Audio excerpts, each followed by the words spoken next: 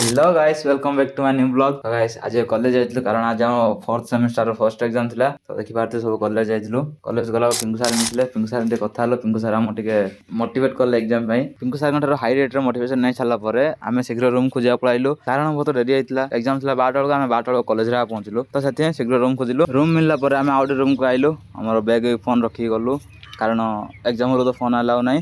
तो मिसे 3 घंटा परे कारण 3 घंटा रे एग्जाम। तो सेते समय भीतर कमेंट गोटे ऑल द बेस्ट कमेंट कर दियो। 3 hours later. तो गाइस 3 घंटा अपार परिश्रम पर आम एग्जाम सरला रूम बाहर पड़लु। तो अब सांग पचारे केमती एग्जाम है एग्जाम केमती कह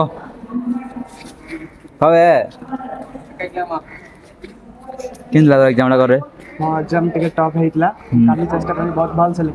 तो गाइस एमती सुनलो आज एग्जाम टे टफ थिला टे कष्ट थिला टे हार्ड क्वेश्चन आसला। तो आशा करछि हम नेक्स्ट एग्जाम टा भल रे जियो बोली नेक्स्ट एग्जाम 17 तारिख रे अछि। तो से एग्जाम टा टे भल से जियो बोली भाबुछु देखिया कोन होछि। आज पई एतिकी पुणी देखाओ नेक्स्ट ब्लॉग रे टाटा बाय बाय।